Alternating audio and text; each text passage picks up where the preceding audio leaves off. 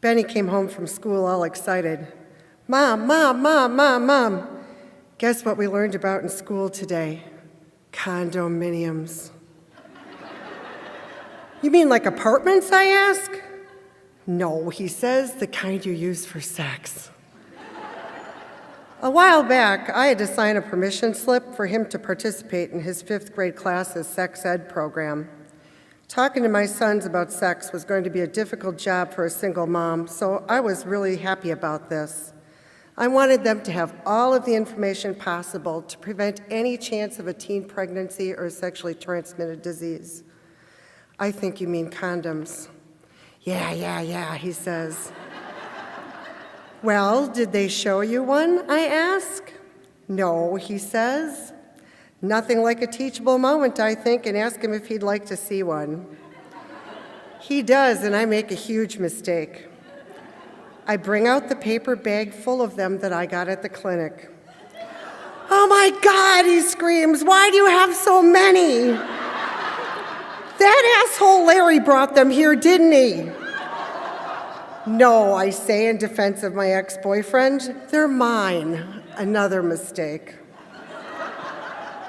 Older brother Sam comes home at about this time, and I'm ready to serve the hot dogs I've been simmering on the stove. We sit down to eat.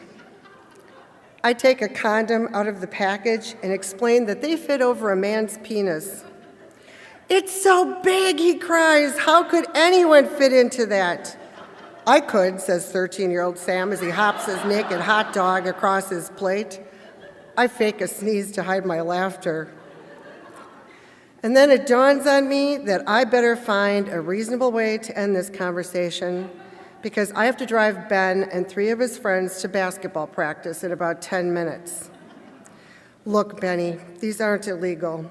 When you're 18, you can buy them at the grocery store. Where, he wants to know. And I explain that they are probably right near the tampons, which makes him roll his eyes and sob some more. I promise to show him sometime. And then because I don't want to get any phone calls about my bag of condoms from other parents, I say, now Ben, this is private business. I don't want you talking about it at basketball practice. If it's so private, why do we have to talk about it all the time? He shoots back. We get in the car, pick up Tommy, Julian, and Vinny, and head off to practice. As we're passing the grocery store, I see Ben in my rearview mirror.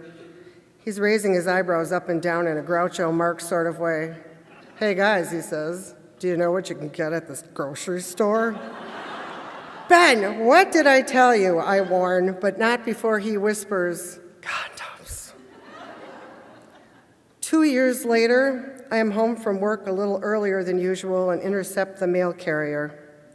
Among the bills and junk, there's an unusual brown puffy envelope addressed to Ben. It's suspicious enough that I can't resist the urge to open it. Apparently, my darling boy is a member of the Condom of the Month Club. As soon as Ben gets home from school, we have a talk. He informs me that he, Tommy, Julian, and Vinny are all members. They saw an ad in a magazine and signed up. He said that he thought I'd like it because condoms are so important. Well, what are you doing with them? I asked, dreading the answer. Nothing really, we just show them to other guys. He assures me that he's not having sex.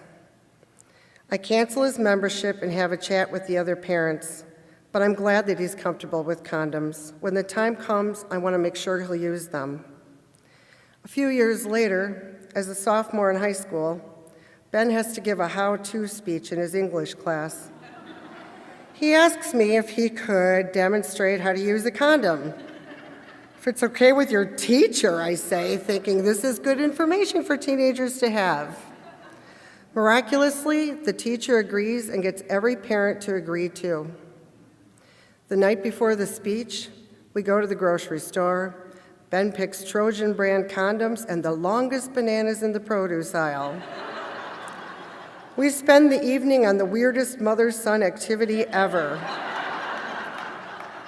rehearsing his speech and rolling condoms down our practice bananas. You know, as moms, we want desperately to protect our children. We teach them how to safely cross the street, to not take candy from strangers, to just say no to drugs. But we don't always know when to hover and when to let go, or how much information is too much information. We make mistakes, but we do our best because our love for our children is earnest and true. The next day, Ben greets me after work by flinging the text of the speech in my face as he dances around the room flexing his biceps. A+. I make banana bread to celebrate. Thank you.